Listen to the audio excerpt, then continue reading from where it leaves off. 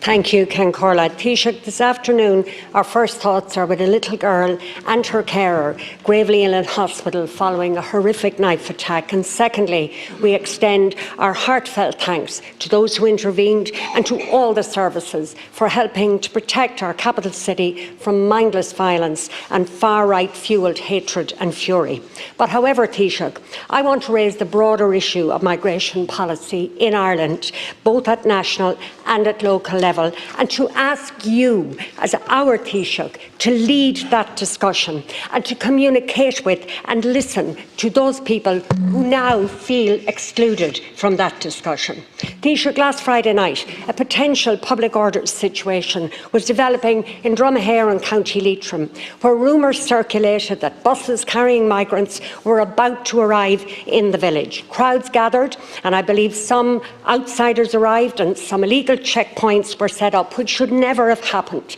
The concerned residents of Dromahair called the Gardaí, and 90 minutes later, two Gardaí, who I believe are covering most, if all, of North Leitrim, arrived as soon as they could. Now, as it turned out, no bus arrived and the situation dissipated. And while I will raise the issue of Garda resources with Minister McEntee later, I now want to ask, why did this happen?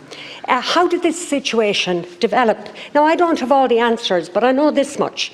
A few weeks back, I met with concerned residents in Dromahair when the department wrote informing them that 155 IP applicants would arrive in their village. I contacted the department asking for support for a village that has no community centre, whose national school has an emergency application in for 2 additional classrooms, where they are fundraising for a decent surface for their pitch, and where their medical centre is already chock-a-block full. And Taoiseach, I got no response. Nothing. Yes, thanks to Minister O'Gorman, the department is now meeting them. But that's after Friday night. That's putting out fires, Taoiseach. That is not proactive migration policy. So I'm asking you today, will you speak openly and honestly to the Irish people? Will you fill that policy vacuum? Will you articulate clearly what your migration policy is and give people a sense that you and your government are in control, are in charge? Recently, it was reported that you said about needing to slow the flow of migration and the need to be realistic on the supports offered. Taoiseach, is that your view? Is a government policy? And crucially, will your government really work proactively with communities like Dromahair concerned residents who told 3 TDs at a meeting last Sunday they will be first in line to help to support and integrate families who may arrive in their village? But they need to be assisted, they need to be enabled and have their community capacity built to do so. Taoiseach, trust in communities is a fragile thing. Thank you, Deputy. Cohesion even more so. I am asking you to help to restore both. Taoiseach.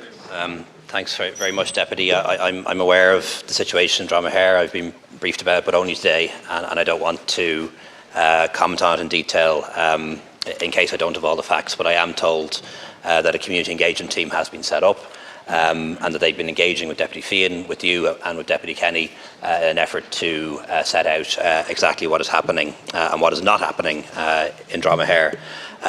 You ask about what our immigration policy is and our migration policy is, and let me be as clear as I can be. And sometimes it's difficult to be clear because this isn't a straightforward thing.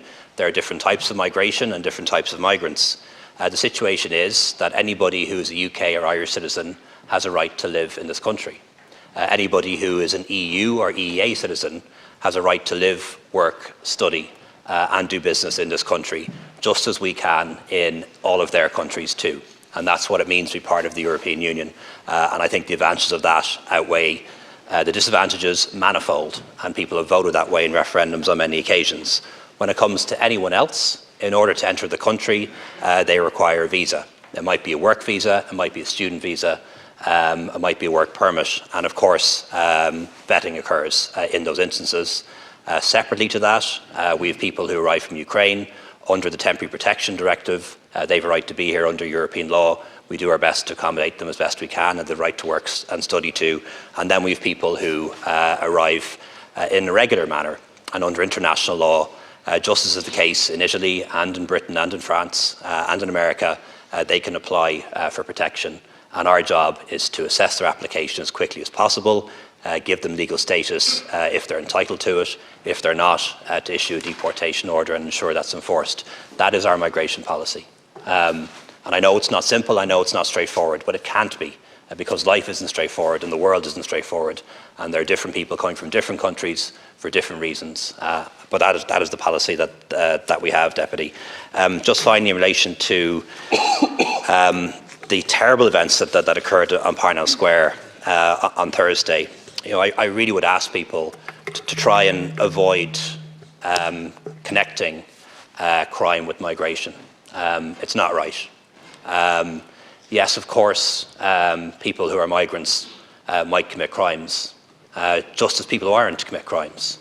In a country of 5.3 million people, if you have hundreds of thousands of migrants, there are going to be a few of them who commit terrible crimes, just as there are people born and bred in Ireland who commit terrible crimes every day, including murders.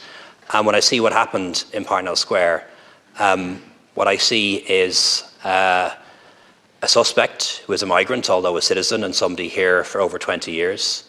I see a 5-year-old child in hospital today, both her parents coming from a migrant background, and her born in Ireland. And of the 5 or 6 people who intervened to stop the attack, 4 of those 6 are migrants to this country. It's totally wrong to try and make out that there's a connection between crime and migration based on what happened on Parnell Street. The alleged assailant, the victims, and those who stopped the attack. Thank you, Taoiseach. Most of them from migrant background. Deputy Harkin. Thank you, Taoiseach, and I agree with most of what you've said. And I certainly am not, and I certainly haven't heard anybody here today conflate terrible crimes with migrants. There's no evidence to support that, and I haven't heard anybody say that. And I am also not grandstanding and looking for the head of the minister. As I said to you at the end of my initial comments, this is the time for cohesion, and we need to see how we can work together. But Taoiseach, there is also a reluctance to grasp the nettle sometime and to be honest with people. It's not enough to say Irish people are generous and welcoming. They are, but that's not enough. This is a very sensitive, complicated issue. I agree with you. It's global, it's national, but people are looking to your government to, as I said, have an honest, open discussion, looking at your overall policy and looking at the granular detail, how it's being managed, how communities can respond to this in a positive way, not, as I said, putting out fires after the fact. That's terrible for communities. It's driving division, and you know it, and I know it, and it's the responsibility of government to stop that happening. Taoiseach. Thanks very much, Deputy. I think when it comes to concerns about migration, I talk to a lot of people about this all the time. I don't think the vast majority of people have huge concerns about people coming to Ireland from the UK or other parts of the European Union, or people coming here with work visas or student visas from outside of the European Union. There is a real concern around irregular migration, people arriving here seeking international protection, precisely because it is so hard to manage. You don't know how many will arrive on any given day, or where they're from, or what documents they will have. But contrary to what you will hear, and contrary to what is being spread about the place, the numbers of people seeking international protection in Ireland this year will be lower than last year. Roughly 13,000 this year, down from 15,000 the year before. And that is in part because of actions that we've taken as a European Union to secure the external borders of the European Union, and also in this state to manage our own borders better. But it is naive to think that any government can stop the flow entirely when there are hundreds of millions of people on the move in the world. A government elected initially very much on anti-migration platform.